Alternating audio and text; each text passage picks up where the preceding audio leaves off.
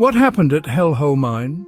Well, I suppose I know, better than most, but I still to this day ain't got no idea why. It seemed a good opportunity.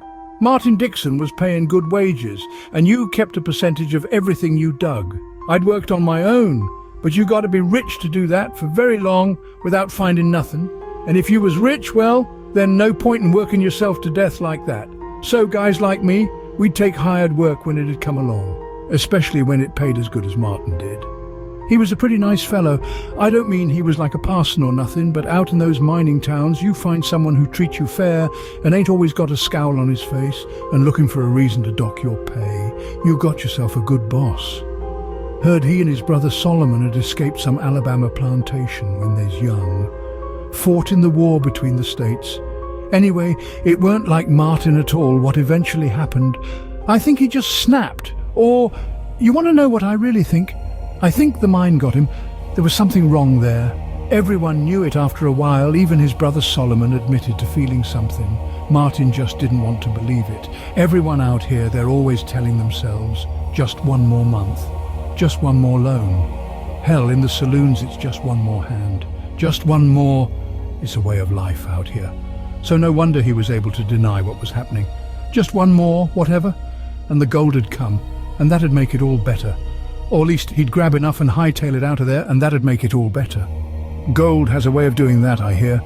Wouldn't know for myself. Well, not yet. Just one more year. Speaking of Martin, his brother Solomon was even nicer. Would have made a good parson, I'd wager. But he was almost too nice.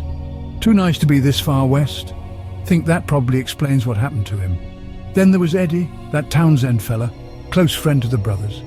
Quiet guy, but worked harder than anyone. Well, really, again, it comes back to the mine. It affects different people different ways. Solomon weren't no killer, neither was Martin, but you knew he could if he had to. Solomon, you got the feeling that even if he had to, he'd likely take a beating before giving one. And when Martin sold his Ohio blacksmith shop and asked Solomon to come along, maybe help him out, maybe to talk for him, better than he could, yeah, I reckon that'd have been more than enough to get Solomon to go out west. Anyhow, so everything started off fine. It was a normal work-for-hire job. A good one, really. But then we started hearing things. Eerie feelings like someone was watching you.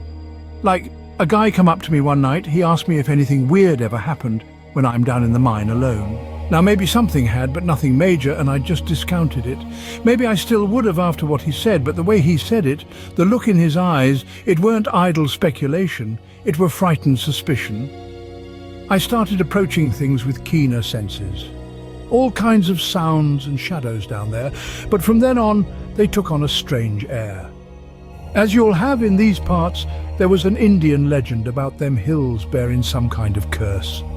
And maybe that's why we stopped finding gold.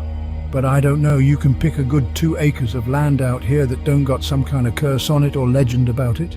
I wasn't told it right away, but by and by, I ended up hearing about it. The particular variety for that mine was something about an evil spirit living in that hill. And it would tempt you, lure you in so it could take your soul or something. Like one of those sirens on the rocks. So normally you wouldn't pay no mind to such prattle, at least I wouldn't. But the way fear was pervading the whole operation, you start to wonder. You know it makes no sense, but you start to wonder.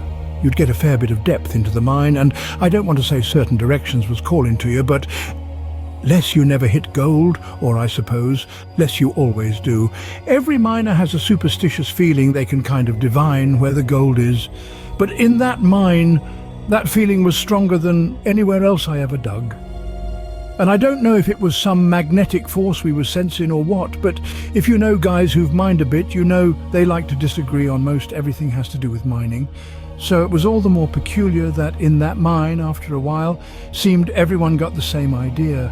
Everyone was digging in the same direction. I thought it was weird, but I also figured too, maybe there was something to it.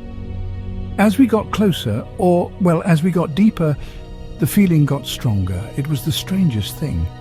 I don't know how to describe it, like a kind of strong intuition, mixed with hunger, mixed with temptation.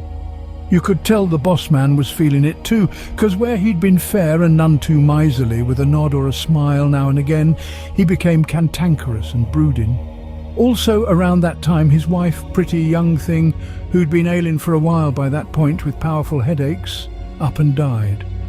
So I suppose his change of behaviour makes sense. What gold had been coming out the mine began drying up, so commissions got scarce, and then sometimes payment would be late. Now can't do nothing with a generous salary if it's all in the theoretical, all in promises. It was just a poor confluence of circumstances, to be sure. Now I think about it, I can't rightly recall one man who quit the whole time. Martin was pushing us harder, and we resented him for it, but there was also a kind of all-in mentality. Each of us wanted to be the first to strike the gold we could feel was just beyond our reach. Just one swing of the pickaxe away. So that I think men worked longer and harder then than they even had when pay was good and gold was a more common sight. And all the time there was that kind of taboo feeling, like some kind of forbidden thrill as we dug. It'll sound weird, but, well, frankly, it felt like you was digging to free someone, some kind of demon. Some started saying, since it was the hellhole mine, that we was digging a hole all the way to hell. And if we didn't stop, we'd come face to face with the devil himself. Some guys tied it back to the legend. I have to admit, first time I heard that theory, it kind of frightened me. But then I thought of how many times I've seen a guy twist the facts to fit some story, so I put it out of my mind. But soon enough, really crazy things started happening. Men'd swear they'd seen a little blonde lassie in the mine. I swear I saw her myself once. Only thing is, I know it's not possible. Sure, normally the sight of a woman there would be cause for celebration, but it was so strange that it was off-putting. And you'd call to her, but she'd never come. Or you'd follow her, but you'd never catch her. And sure enough, she was usually leading down that same way our instinct had us all digging. As that started happening, tensions got real high. Now it weren't just Martin claiming his stuff was being taken. It was the miners fighting for position. I remember one fight, guy nearly swung his axe at the boy who was telling us lunch was ready.